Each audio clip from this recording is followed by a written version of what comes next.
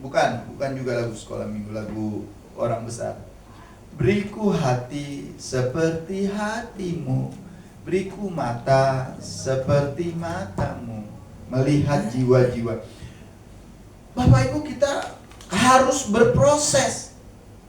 Nah, oleh karena itu Tuhan menginginkan kita menjadi sempurna. Tuhan menginginkan kita menjadi kudus, karena Tuhan itu sempurna dan Tuhan itu kudus. Dan itu bukan, Bapak Ibu gak bisa memilih, itu perintah dari Tuhan. Sama seperti Tuhan bilang mengasihi. Kasihilah sesamamu manusia seperti dirimu sendiri. Itu perintah.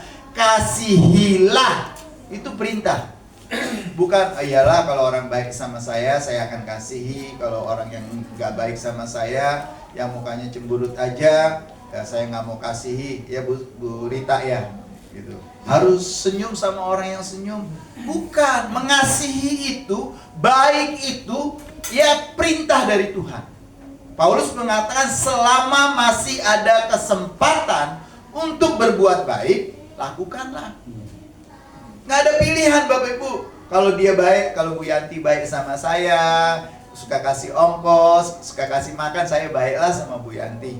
Tapi sama Meti nggak mau lah. Sarapan pagi sendiri aja, nggak mau bagi-bagi. Saya nggak mau baik. Enggak Bapak Ibu. Baik itu bukan pilihan, tapi perintah Tuhan. Kalau perintah Tuhan harus kita lakukan.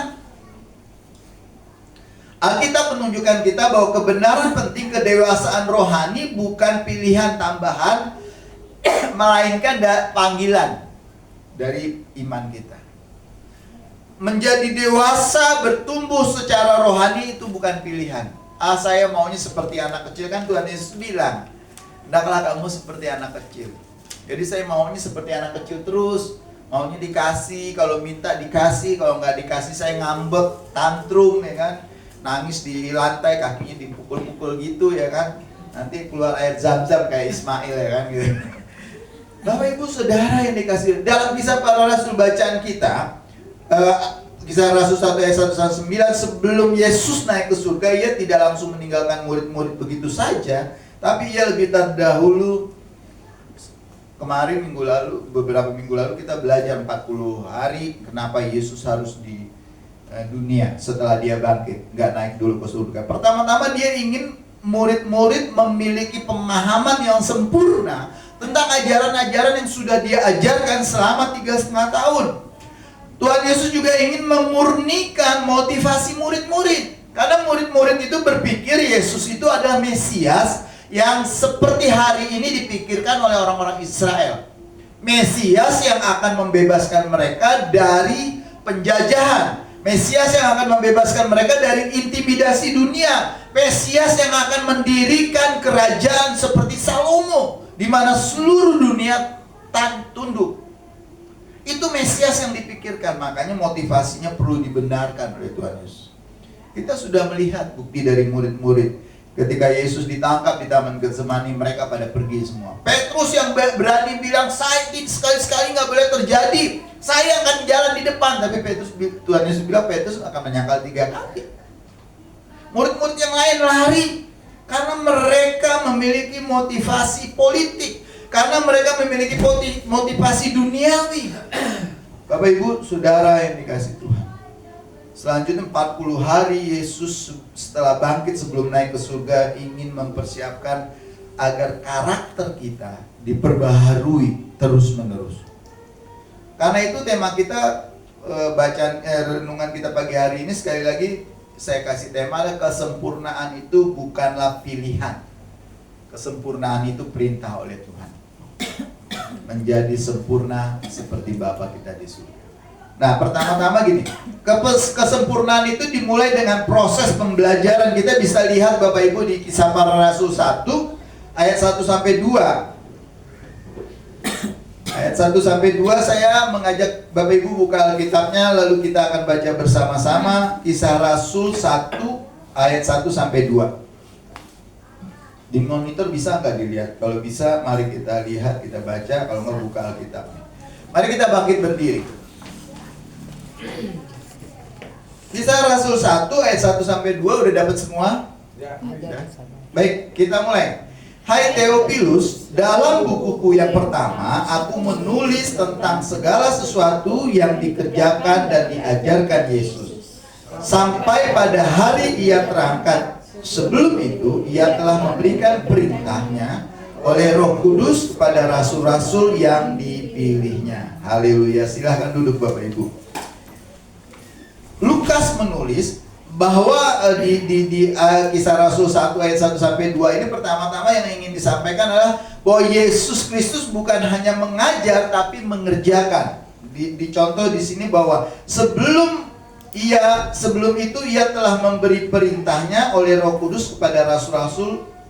Di ayat 1 saya ingin bacakan ini. Dalam bukuku yang pertama aku menuliskan tentang segala sesuatu yang dikerjakan dan diajarkan oleh Yesus. Lihat Bapak Ibu, Tuhan Yesus bukan ngajarin aja, tapi dia melakukan juga. Jadi apa yang diajarkan itu sudah dia kerjakan. Iman Kristen, sekali lagi Bapak Ibu, iman Kristen bukan hanya teori, tapi merupakan transformasi perubahan hidup. Bapak Ibu datang ke sini dengarkan firman Tuhan, puji Tuhan, haleluya, tapi pulang nanti harus dipraktekkan. Hidup orang Kristen itu harus mengalami perubahan, harus mengalami transformasi. Nah, bagaimana dimulai pertama-tama? Ya belajar dari kebenaran firman Tuhan. Para murid sesudah berjalan bersama-sama dengan Yesus selama 3,5 tahun, Bapak Ibu, ternyata mereka belum selesai dibentuk. Makanya tadi dikatakan ada motivasi yang harus diperbarui, ada karakter yang harus dibentuk. Dan ini penting Bapak Ibu, berjalan lama dengan Tuhan tidak otomatis berarti dewasa secara rohani. Ada banyak orang mengatakan saya sudah jadi Kristen dari lahir, nenek moyang saya Kristen. Tidak menjamin Bapak Ibu tumbuh secara dewasa rohaninya. Orang yang dewasa rohani ditentukan oleh seberapa banyak dia mendengarkan, belajar, dan menuruti perkataan-perkataan firman Tuhan dan menerapkannya di dalam kehidupannya. Banyak orang sudah lama bergereja Bapak Ibu, tapi masih gampang tersinggung, ya kan? Sulit, nggak mau ditegur, ya kan? Belum menang atas dosa tertentu misalnya, lebih suka kenyamanan daripada ketaatan. Kalau di hati kita masih ada sifat keras kepala, karena di Galatia 5 ayat 20 dikatakan buah roh itu salah satunya adalah lemah lembut. Tapi kalau Bapak Ibu nggak mau ditegur, apalagi sekali lagi minggu lalu saya mau sampai juga ada orang ngomong ini, ya saya dari dulu begini, ya udah saya begini. Bapak Ibu kalau masih ngomong kayak gitu, Bapak Ibu belum bertobat. Atau boleh dikatakan Bapak Ibu menghujat Roh Kudus. Dosa yang tidak diampuni adalah menghujat Roh Kudus. Firman Tuhan sudah mengatakan kita nggak mau melakukan. Bapak Ibu Saudara yang dikasihi, Tuhan tidak hanya memanggil kita untuk percaya, tetapi juga Tuhan ingin kita tumbuh, bertumbuh secara rohani. Petrus di dalam suratnya pernah menulis, jangan kamu seperti bayi yang mau dikasih susu aja, tapi sekali-sekali kamu makanlah makanan keras.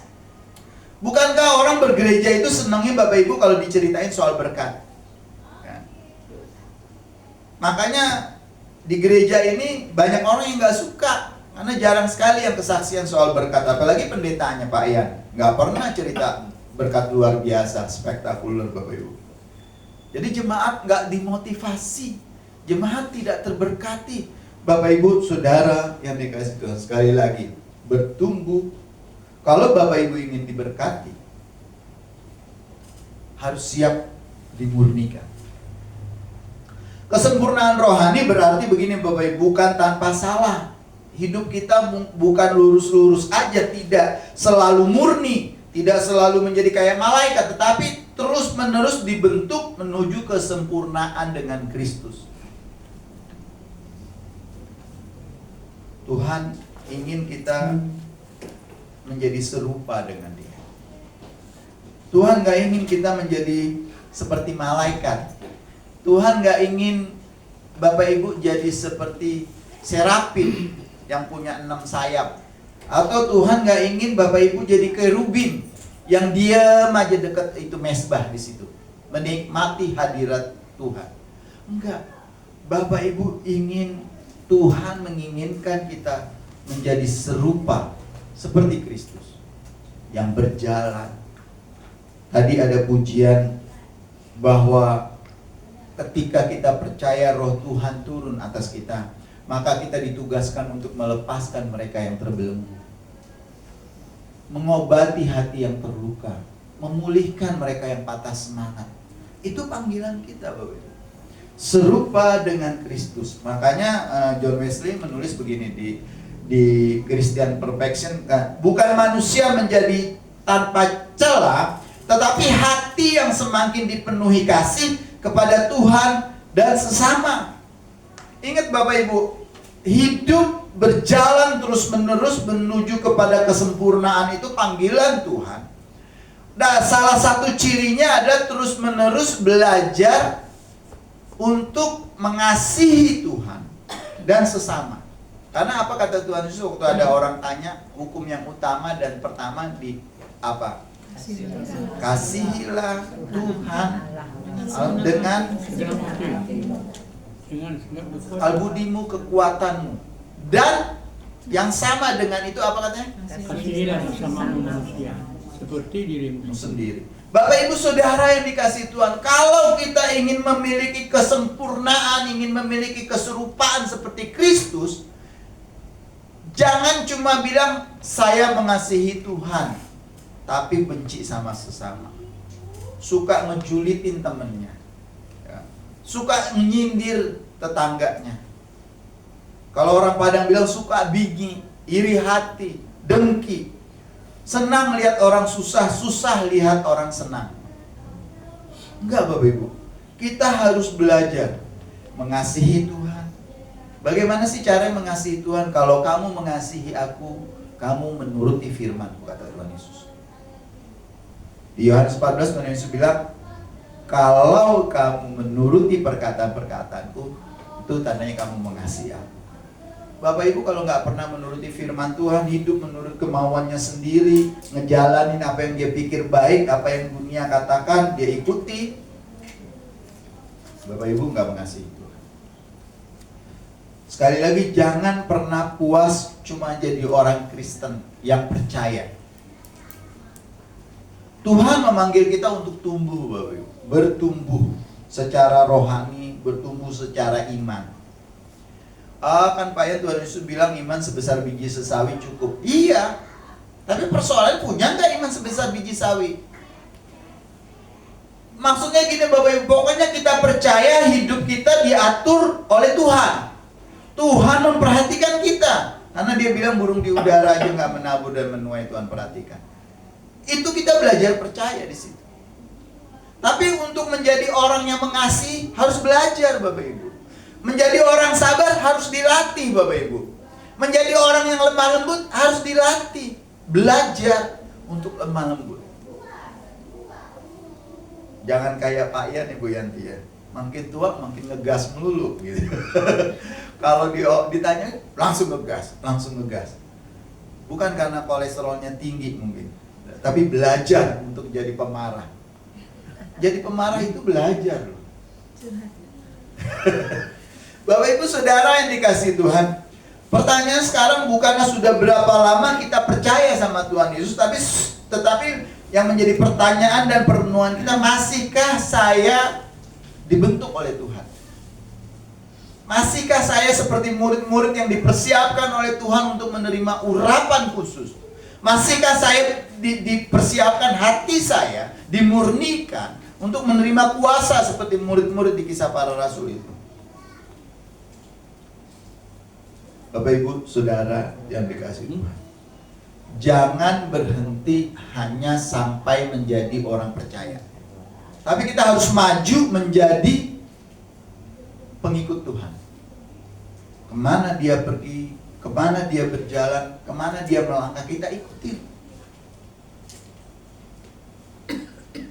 Di dalam Alkitab, nabi-nabi, rasul-rasul, orang-orang yang diberkati Tuhan itu hidupnya satu yang jelas kelihatan. Dia mendengarkan suara Tuhan dan melakukan apa yang Tuhan perintahkan.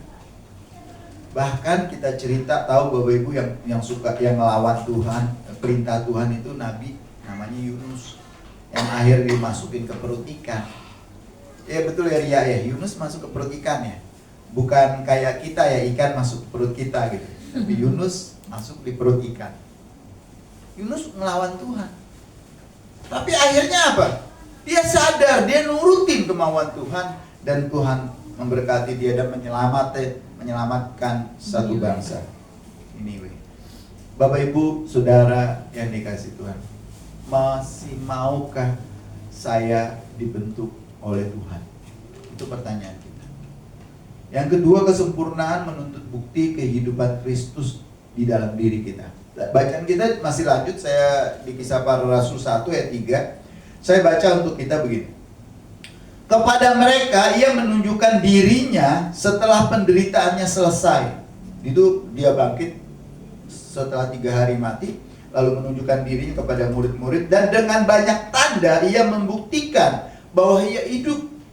Tangannya boleh ditusuk, dia makan, bakar ikan, dan lain sebagainya. Sebab selama 40 hari dikatakan ia berulang-ulang menampakkan diri dan berbicara kepada mereka tentang kerajaan surga. Bapak Ibu, pertama yang disampaikan oleh Lukas di dalam Kisah Para Rasul ini, Yesus bangkit itu beneran. Bayangin dia tulis 40 hari. Yesus membuktikan dirinya berkeliling, menemui murid-murid, menunjukkan tanda-tanda bahwa dia hidup. Setelah kebangkitannya, Yesus memberikan tanda banyak sekali untuk membuktikan bahwa hidup. Kenapa Bapak Ibu? Karena para murid akan menghadapi tantangan besar, di mana iman yang dewasa harus memiliki dasar pengalaman rohani yang nyata. 2 minggu yang lalu saya bagi gambar 12 murid yang mati dengan cara-cara yang sangat tragis. Petrus disalib terbalik, Nikodemus ditombak, terus siapa lagi, Bartolomeus dikulitin hidup-hidup, ada yang kepalanya dipenggal. Semua 12 murid itu mati dengan cara yang tragis. Yohanes mati wajar. Walaupun, kenapa? Karena dia berkali-kali digoreng 2 kali, Bapak Ibu. Dimasukin ke api minyak panas tuh, yang panas banget. Tempe kalau dimasukin ke minyak panas bisa gosong kali ya. Yohanes 2 kali Bapak Ibu digoreng nggak mati. Makanya akhirnya dibuang ke Pulau Patmos. Di Pulau Patmos dia mati, tua, sengsara, sendirian. Nah, murid-murid berani ngalamin hal seperti itu karena dia menemukan, diajarkan, dan berpegang kepada pondasi yang sesungguhnya. Tuhan Yesus 40 hari perlu menguatkan murid-murid. Bapak Ibu Saudara yang dikasih Tuhan, sekali lagi ingin diingatkan, kekristenan itu, kita ini pengikut Kristus bukan sekedar beragama Bapak Ibu. Kristus yang bangkit harus nyata di dalam kehidupan kita, seperti para murid. Petrus setelah menerima urapan dari Roh Kudus di hari pencurahan Roh Kudus itu, Petrus datang berkhotbah, 3.000 orang satu hari itu bertobat. Dan Petrus berani mengatakan apa? Semua kaum Israel harus tahu bahwa Yesus yang kau salibkan itu telah menjadi Tuhan dan Kristus. Bapak Ibu ngomong kayak gitu gak gampang. Sama halnya kalau Bu Susan pergi ke Masjid Istiqlal, naik ke mimbar Bu, terus bilang, dengerin ya, hari Jumat misalnya, dengerin ya, Yesus itu Tuhan. Wah Bapak, Bu Susan bisa, jangankan di penjara Bu, mungkin dipenggal dari kepala. Sama kayak Petrus waktu itu. Petrus kayak gitu, dia berani. Kenapa? Karena dia sudah memiliki pondasi yang kuat Bapak Ibu. Pertanyaan kita adalah, apakah orang lain melihat bukti Kristus dalam hidup kita? Ini menjadi penting. Pak Bernadi, ada nggak orang melihat ada Yesus di situ? Ibu Ria, Bu Meti, semua. Kela, teman-teman yang ngelihat nggak? Ada Yesus di situ. Itu yang menjadi penting bagi kita. Apakah ada perubahan karakter di dalam hidup kita? Karakter itu gampang sekali, harus dilatih. Ada nggak perubahan? Tadinya pemarah jadi penyabar, ya kan? Tadinya orang yang suka, kalau bahasa gaulnya mulutnya itu ember, ya kan? Tapi dia menjadi orang yang bisa nyimpan rahasia. Tadinya orang pendendam, tapi dia bisa bersabar, gitu. Menahan. Pemaaf. Ada nggak kasihnya bertambah terus menerus? Mengasihi tadi saya bilang, nggak milih-milih ngasih. Itu harus diajar, harus dilatih. Bapak, Ibu, Saudara, ini hidup doa kita bagaimana? Terus ada nggak kita setiap hari berusaha untuk belajar melawan dosa? Harus ada terus-menerus pertumbuhan di dalam hidup kita. Transformasi, Bapak Ibu, perubahan dalam hidup itu enggak begitu saja. Bapak Ibu percaya Tuhan Yesus, saya percaya Engkau adalah Tuhan dan Juru Selamat. Hiduplah dan masuklah ke dalam diri saya, berkuasa atas saya. Terus Bapak Ibu berubah. Enggak bisa kayak gitu. Perubahan itu harus terus-menerus diusahakan. Diusahakan. Tuhan dan rohnya yang ada di dalam kita akan menolong kita, memampukan kita. Karena itu Tuhan Yesus bilang, aku akan minta kepada Bapa seorang penolong, yaitu Roh Kudus, yang akan memberitahukan, mengingatkan kepada kamu hal-hal yang pernah kuajarkan. Roh Kudus tidak akan menolong kita kalau kita nggak pernah baca firman Tuhan. Roh Kudus nggak akan ngingetin kita apa yang diingetin orang kita nggak pernah baca firman Tuhan. Kesempurnaan sekali lagi bukan slogan, Bapak Ibu. Kesempurnaan adalah Kristus semakin nyata di dalam kehidupan kita. Itu yang menjadi perenungan kita. Orang semakin lihat gak nih Kristus ada di dalam diri dia. Karena Yohanes bilang gini, biarlah dia semakin besar, aku semakin kecil. Maksudnya Yohanes itu biarlah Yesus yang ada itu yang semakin kelihatan di dalam kehidupan kita. Bukan pintarnya kita, bukan hebatnya kita yang orang lihat, tapi hikmatnya itu dari Tuhan ya. Semakin hari semakin dilihat. Seperti besi, Bapak Ibu, ditempa api, demikian pula Tuhan memakai apa yang kita alami. Penderitaan, penolakan, proses perjalanan hidup yang panjang, bahkan kegagalan berkali-kali. Gagal bukan berarti akhir dari semuanya. Petrus gagal, Bapak Ibu, percaya sungguh-sungguh sama Tuhan. Tapi apa yang jadi? Tuhan angkat lagi karena dia mau berserah, buka hati dan pikirannya. Tuhan pakai dengan luar biasa. Kita semua, ya Israel, Tuhan, pertanyaannya bukan berapa kali kamu gagal.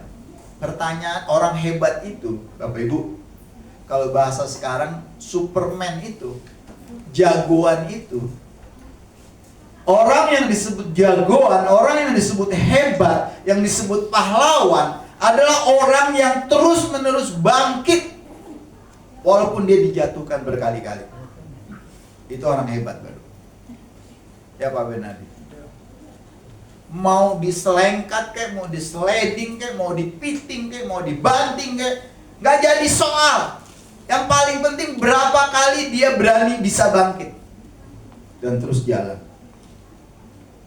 Karena Bapak Ibu penderitaan, mungkin ditolak di kanan kiri, proses panjang yang kita jalani, bahkan kegagalan berkali-kali, tujuannya semata-mata untuk memurnikan hati dan pikiran kita. Saya ikut Yesus nggak berkali-kali. Saya mau jujur nggak sama Tuhan? Atau saya ikut Tuhan karena saya berbisnis? Maksudnya berbisnis gini, kalau saya rajin ke gereja, saya rajin kasih persembahan, Tuhan berkati saya. Itu berbisnis namanya. Kalau saya rajin berdoa, Tuhan dengar doa saya. Itu namanya berbisnis. Iman yang tidak diuji biasanya belum matang. Akhirnya terus-menerus seperti anak kecil. Yang tadi Petrus bilang, maunya dikasih susu aja terus. Kalau susu habis, apa dikasih lagi? Kalau dulu, zaman dulu dikasih air tajin, ya kan? Habis masakan beras tuh di atasnya itu ada air dipakai buat susu. Kalau zaman sekarang mungkin beli karanya dicampur sama air jadi kayak susu. Bapak Ibu Saudara yang dikasih Tuhan menginginkan kita untuk tumbuh, Bapak Ibu, secara iman, secara rohani, secara pengalaman. Dan itu bisa terjadi melalui berbagai soal di dalam kehidupan kita. Rintangan, masalah, sakit penyakit, kemiskinan. Kadang-kadang itu dipakai Tuhan untuk membentuk kita. Bisa jadi Tuhan rencana sama Ria mau ngasih duit 1 triliun. Ya, tapi sekarang belum siap. Tuhan bentuk terus supaya punya pengalaman. Bapak Ibu, orang susah, orang melarat, kalau dia sukses jadi kaya, dia akan menjadi orang yang murah hati. Karena dia tahu rasanya jadi orang susah. Presiden yang ke-7 zaman dulu, presiden yang terakhir kemarin, Presiden Jokowi itu orang susah.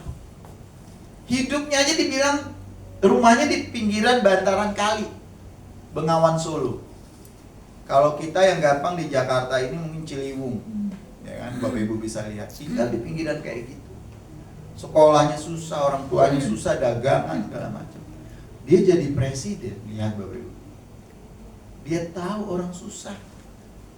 Tiap bulan dapat uang, namanya uang operasional itu beberapa miliar. Dia pakai buat beliin sepeda. Kalau ketemu orang dia kasih duit. Karena dia orang susah. Coba kalau Bapak Ibu orang kaya, diberkati Tuhan, miliaran, triliun gak berasa. Kan udah biasa pegang duit banyak, ya Bapak Benadi. Bapak Benadi biasa pegang duit banyak, jadi diberkatin gak berasa. Tapi kadang-kadang kita diizinkan Tuhan susah, diizinkan Tuhan gak punya apa-apa, agar ketika Tuhan berkati, kita merasakan puji Tuhan, haleluya, berkat Tuhan luar biasa. Gitu kan? Kalau enggak kita nggak ngerasa apa-apa. Makanya kadang-kadang Tuhan memurnikan kita melalui berbagai hal. Syukur-syukur Bapak Ibu nggak dimasukin ke perapian. Kayak Sadrak, Mesak, Abednego dibakar. Tapi Tuhan jaga, Tuhan pulihkan. Tapi kalau baru penderitaan segala macam, Paulus bilang, pencobaan, penderitaan yang kamu alami itu semua biasa, yang tidak pernah melampaui kekuatanmu sebagai manusia. Dan ingat Paulus bilang, Tuhan itu setia dan adil. Dia akan memberi pertolongan dan jalan keluar pada waktu. Amin. Bapak Ibu, kalau sekarang keadaan kita nggak baik, Pak Jul income-nya tiap bulan belum sampai 100 miliar, Tuhan mungkin masih siapin ngelatih kita. Karena jangan-jangan nanti income-nya sebulan 1 miliar lupa, kan? Karena itu yang dikhawatirin sama Agur bin Yake. Tuhan jangan jadikan saya orang kaya, tapi juga Tuhan saya mohon jangan jadikan saya orang miskin. Tapi kasihlah Tuhan apa yang menjadi hak saya. Karena saya takut Tuhan kalau saya kaya, nanti saya sombong. Saya bilang, siapa engkau? Akhirnya ada raja, siapa itu Raja Babel tuh, yang jadi akhirnya dibuang ke hutan, makan rumput. Dia sombong, siapa Tuhan? Dia bilang, saya lebih besar dari Tuhan, maka seluruh rakyat disuruh nyembah dia. Akhirnya Tuhan dihukum, akhirnya jadi kayak kerbau dia, badannya dipenuhi lumut. Tapi Agur bin Yake juga bilang, Tuhan jangan jadikan saya orang miskin. Kalau saya miskin, nanti saya menipu engkau, merusakkan namamu, membuat engkau malu. Tapi cukup berilah apa yang menjadi bagian. Makanya Tuhan Yesus bilang, Bapak Ibu, supaya kita nggak tamat, berilah pada kami hari ini makanan kami secukupnya.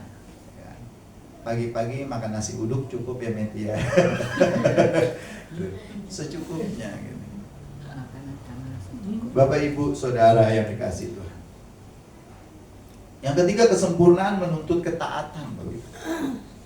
Taat. Bapak Ibu mau sempurna di hadapan Tuhan, belajar taat. Bukan kenyamanan. Murid-murid gak pernah diajak Tuhan nginep di hotel berbintang 5. Hamba Tuhan sekarang kalau keluar kota mau nginep di hotel bintang 5. Saya dulu kerja di lembaga pelayanan, namanya pelayanan Bapak Ibu. Kalau kami rapat ke luar negeri, nyarinya hotelnya bintang 5, minimal bintang 4. Belajar taat. Kisah Para Rasul 1 ayat 4 bilang gitu.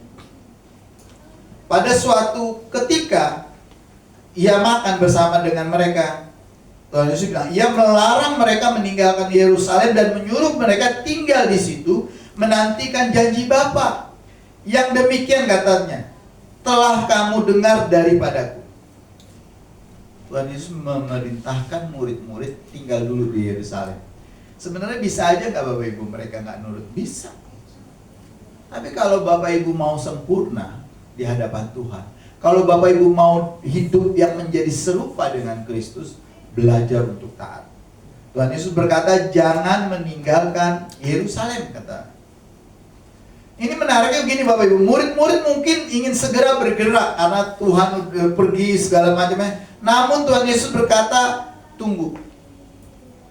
Tunggu sampai Roh Kudus turun atasmu. Kadang-kadang penyempurnaan Tuhan terjadi melalui penantian Bapak Ibu. Tuhan belum jawab doa kita karena Dia ingin kita benar-benar sempurna di dalam permohonan itu. Penantian itu memang gak enak. Kemarin Pak Tobing bilang di sini kan, kalau cerita soal ini, udah keluar kamu dari penjara ya? Cepet ya, gak terasa ya. Gereja Rantau udah 49 tahun, cepet ya, gak terasa ya. Bapak Ibu gak tahu orang yang tunggu. Kayak Pak Yan yang melayani, kayaknya lama banget, 49 tahun itu, aduh. 4 tahun di penjara itu, aduh Bapak Ibu. Nggak terasa ya. Nggak terasa. Tuhan kadang-kadang mengizinkan kita untuk menunggu, menanti sampai Tuhan jawab doanya agar kita benar-benar mengalami kesempurnaan. Kita ini pengennya cepat aja semua. Saya kalau ngopi maunya belinya kopi instan, ya kan? Air panas, setengah panas pun nggak apa-apa, langsung jadi kopi instan. Bikin mie instan. Nggak bikin dulu mie-nya, nggak bikin dulu bumbunya, nggak. Pokoknya rebus air, masukin mie, masukin bumbu, jadi. Kita mau yang cepet. Tapi nggak Bapak. Tuhan ingin memproses kita. Tuhan ingin membentuk kita. Secara khusus karakter kita ingin dibentuk oleh Tuhan. Bila ada orang ingin pelayanan, orang tuh pengen pelayanan langsung besar, kan? Kalau pelayanannya besar, ya berkatnya besar juga. Lalu badannya jadi besar, kan gitu. Mujizatnya besar, gitu kan. Tetapi belum siap secara karakter, Bapak Ibu. Makanya nggak heran zaman sekarang gereja besar-besar itu banyak pendetanya yang bermasalah. Entah masalah perempuan, entah masalah uang. Sekarang gereja besar-besar, Bapak Ibu. Kenapa? Karena mereka belum siap secara karakter untuk menerima berkat-berkat besar. Makanya Pak Yan gerejanya belum besar-besar, jemaatnya nggak banyak-banyak, karena mungkin belum siap. Kata Tuhan, nanti kamu jadi sombong lagi. Ini aja jemaatnya belum banyak ya, ibadah aja baru 1.000-2.000 orang. Apalagi kalau sampai jutaan orang sekali ibadah. Mungkin tambah besar badannya. Bapak Ibu Saudara yang dikasih Tuhan, karakter itu perlu dibentuk. Dan Tuhan ingin itu menjadi. Saya rindu jemaat di GKN Rantau ini, di gereja kita, Bapak Ibu yang beribadah di sini, karakternya itu berubah menjadi orang yang ramah, murah senyum. Hendaklah kamu saling mendahului untuk berbuat baik. Hendaklah kamu menganggap orang lain lebih penting daripada dirimu. itu dilatih Bapak Ibu. Dan Tuhan ingin itu. Makanya kadang-kadang sampai hari ini mungkin ada doa yang belum dijawab, ya Tuhan bilang tunggu. Tunggu bukan berarti Tuhan diam Bapak Ibu, tapi Tuhan membentuk kita. Tunggu adalah ruang di mana Tuhan ingin membentuk kita. Kadang-kadang Tuhan lebih peduli pada siapa diri kita daripada apa yang kita buat. Bapak Ibu, Tuhan gak peduli Bapak Ibu orang kaya kayak, Bapak Ibu orang pinter kayak, Bapak Ibu bikin mukjizat banyak kayak, Tuhan gak peduli. Yang Tuhan pedulikan siapa diri. Karena di Matius 7 ya Tuhan bilang, nanti aku akan datang dan orang-orang akan kumpul, lalu ada orang yang berseru-seru, Tuhan, Tuhan, bukankah aku bikin mukjizat demi namamu? Tuhan, Tuhan, bukankah aku berdoa untuk orang sakit demi namamu? Tuhan, Tuhan, bukankah aku melakukan ini demi namamu? Terus Tuhan Yesus bilang apa? Aku gak kenal engkau. Kenapa Bapak Ibu bisa aja bikin mukjizat? Bapak Ibu bisa aja dipakai Tuhan menyembuhkan orang sakit, membangkitkan orang mati. Tapi soal karakter itu keinginan kita. Mau berubah atau enggak? Dan itu yang Tuhan lihat. Tuhan gak lihat karya kita.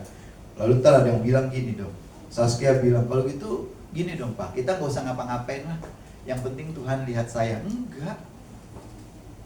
Tetap kita harus bekerja, tetap kita harus melayani. Tapi di samping itu karakter kita harus diubahkan. Diubahkan itu bukan Roh Kudus ubahkan saya, Roh Kudus penuhi saya, bukan. Bapak Ibu harus belajar. Jadi orang sabar dilatih. Jadi orang murah senyum dilatih, Bapak. Ya Bu Rita. Di Jepang tuh sekarang itu sekolah. Untuk senyum itu sekolah. Ada sekolahnya. Karena orang Jepang tuh jarang tersenyum. Kalau ngomong aja kan, aduh betul. Maka dia untuk senyum itu ada sekolahnya. Karena memang itu belajar Bapak Ibu. Di Indonesia ada sekolah namanya sekolah kepribadian. Dulu yang terkenal sekolah apa namanya? John Robert Power. Itu diajarin bagaimana senyum, bagaimana nyapa orang, ya kela ya. Senyum, Bapak Ibu, senyum itu ada orang senyum doang ya, ada, tapi matanya itu harus dilatih, Bu.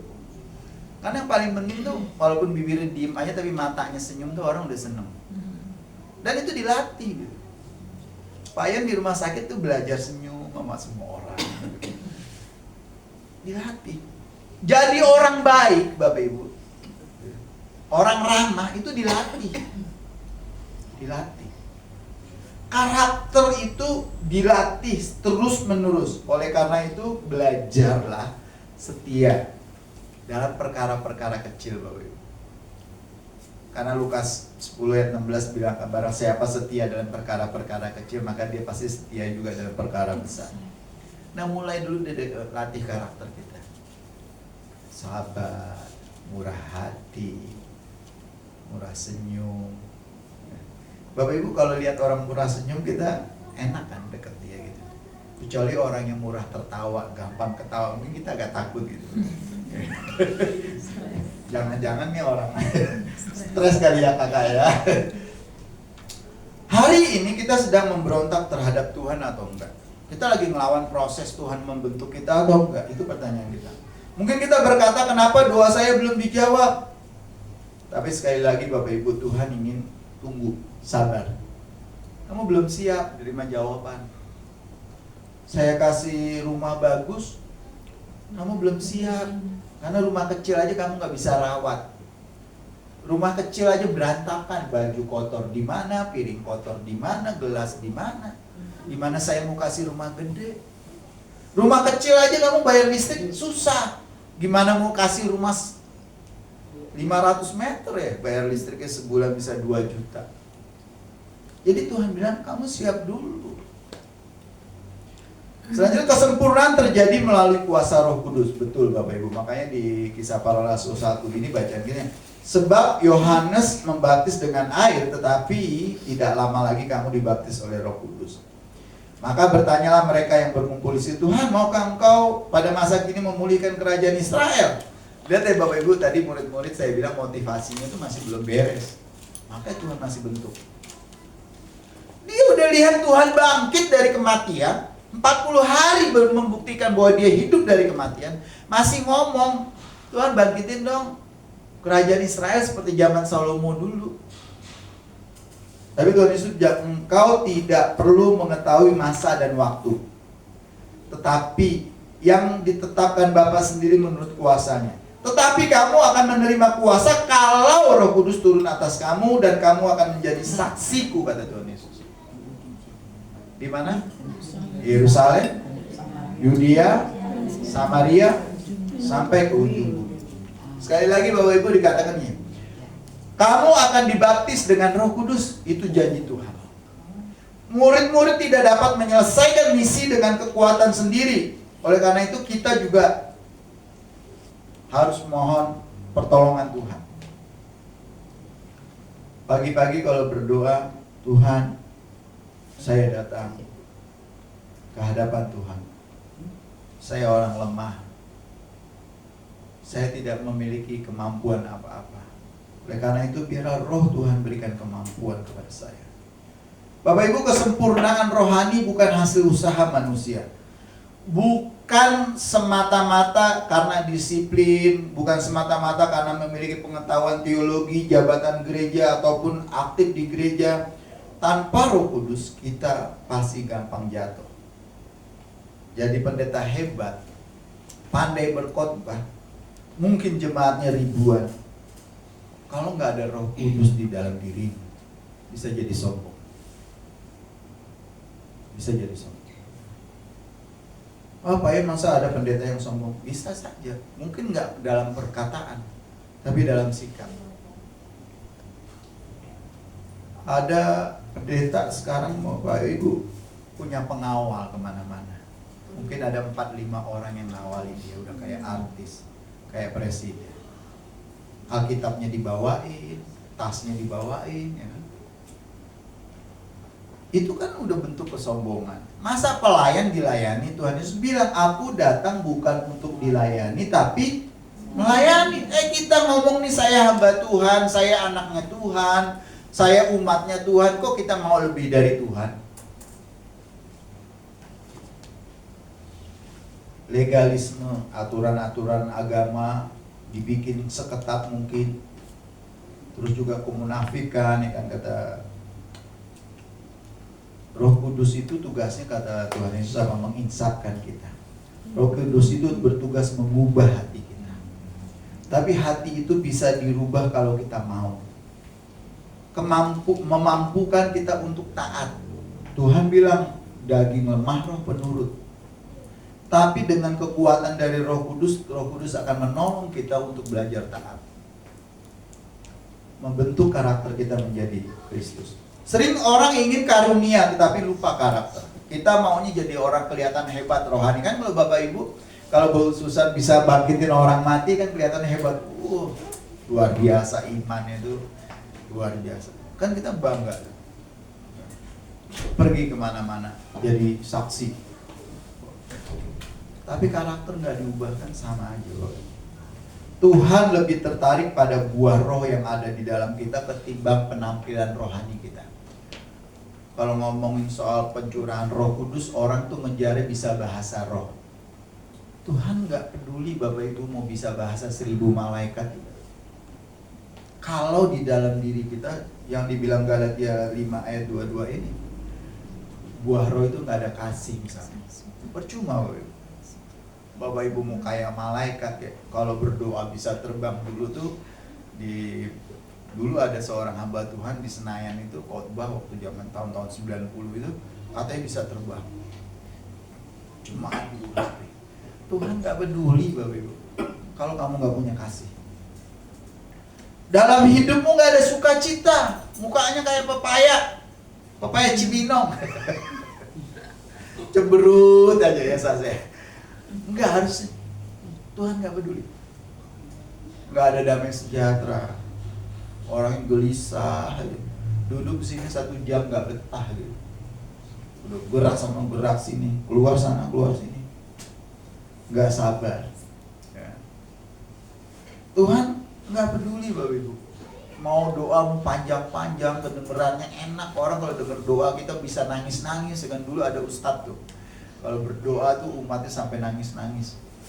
Tuhan nggak peduli kalau kita nggak punya kemurahan, nggak ada kebaikan di dalam diri kita, nggak setia.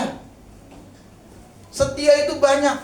Setia sama Tuhan, setia sama pasangan, setia sama keluarga, setia sama jemaat, setia sama gereja.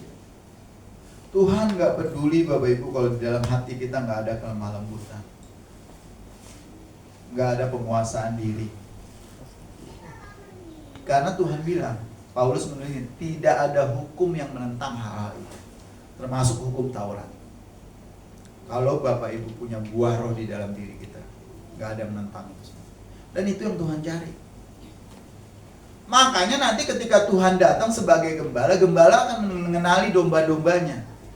Domba-domba yang dikenali gembala itu salah satunya adalah dia punya kasih. Domba ada nggak yang nggak punya kasih? Ada. Dia nyeleweng sendiri, jatuh ke jurang. Terpaksa gembala ninggalin 99 domba untuk nyari satu domba yang nyeleweng itu. Kita jangan sampai jadi domba yang satu itu, yang nyeleweng dari 99 yang lain. Kan kita nyusahin tuh, gembala mau nggak mau pergi cari-cari sampai turun ke jurang untuk nyelamatin kita, ninggalin yang lain.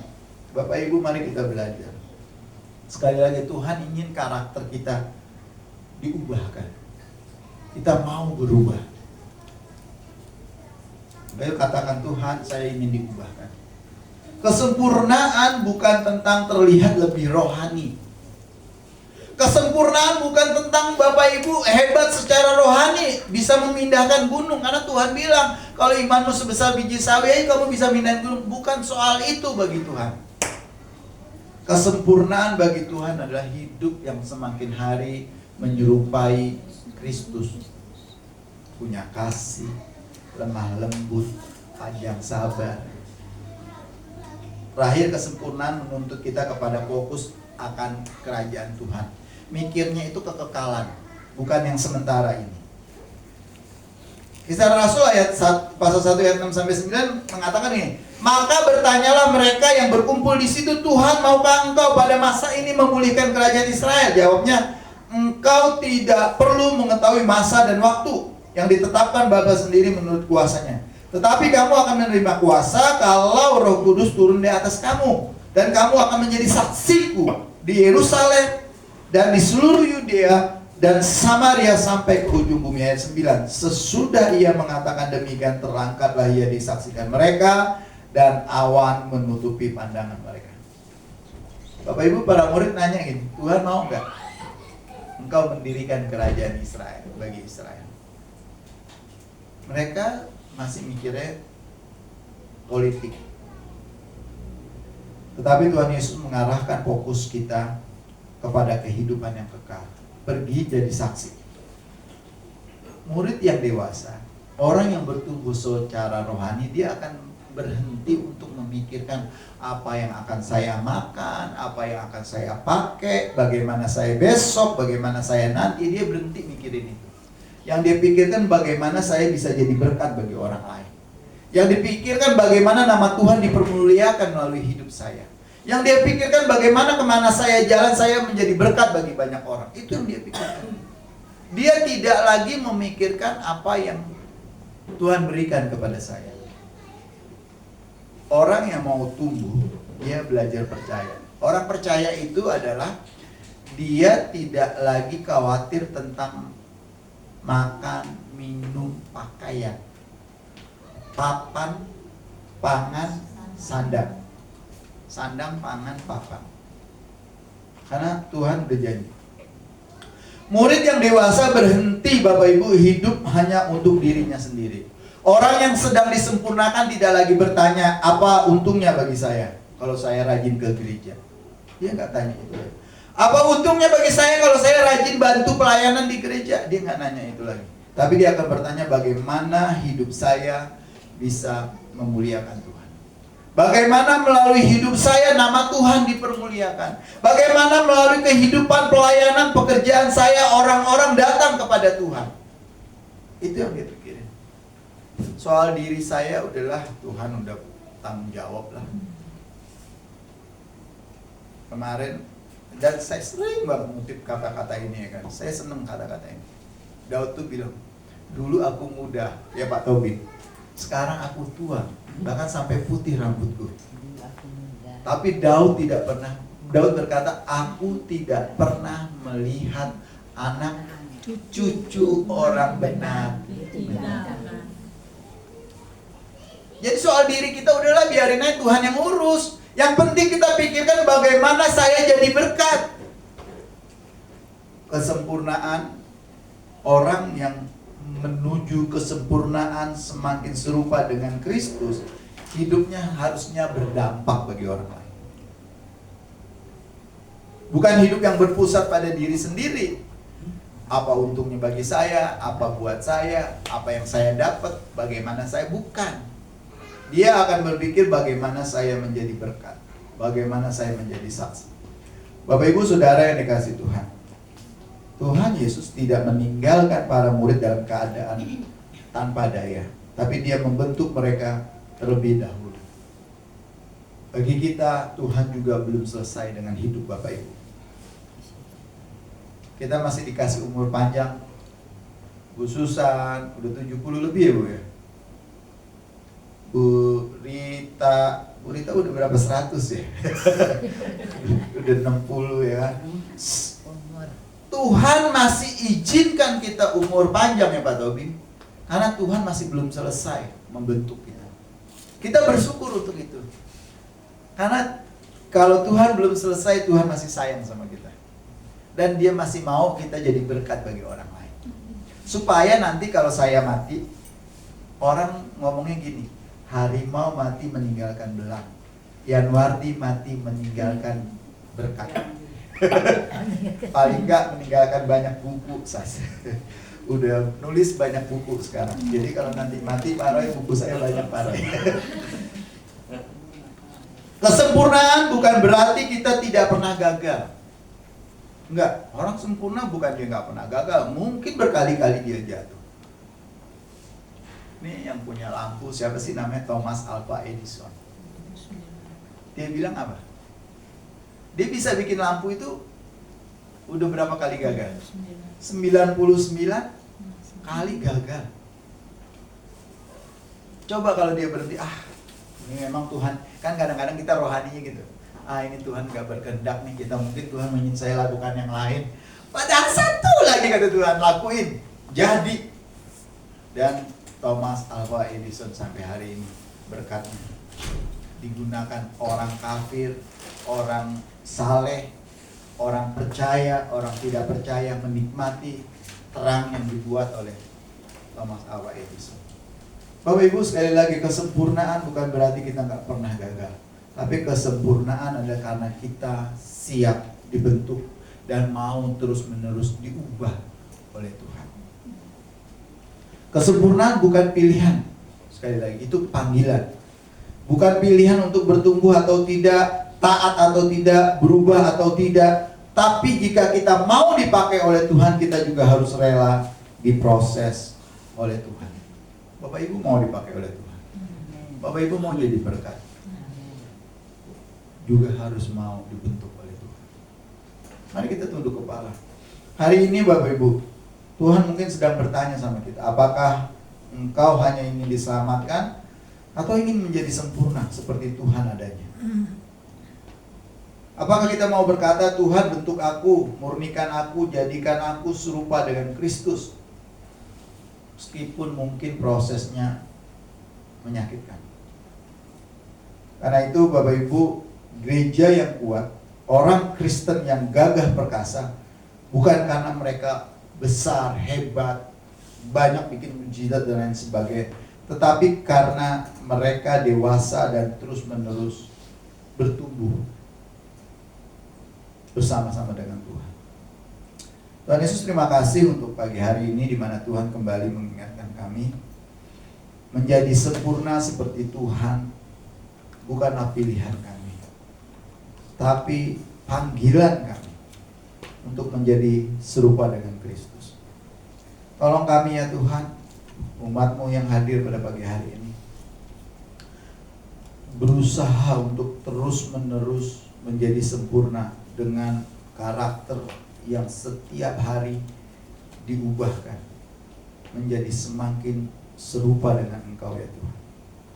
Bapa dalam surga, meteraikan apa yang sudah kami dengar, meteraikan apa yang sudah kami renungkan, dan biarlah ini menjadi pengingat, menjadi motivasi bagi kami untuk tumbuh di hadapan Tuhan. Terima kasih ya Bapa, dalam nama Tuhan Yesus kami bersyukur untuk firman-Mu. Haleluya. Amin. Mari kita sambut firman Tuhan dengan pujian. Saudara Tuhan, Bapak Ibu, kita mau mengikuti panggilan Tuhan, yaitu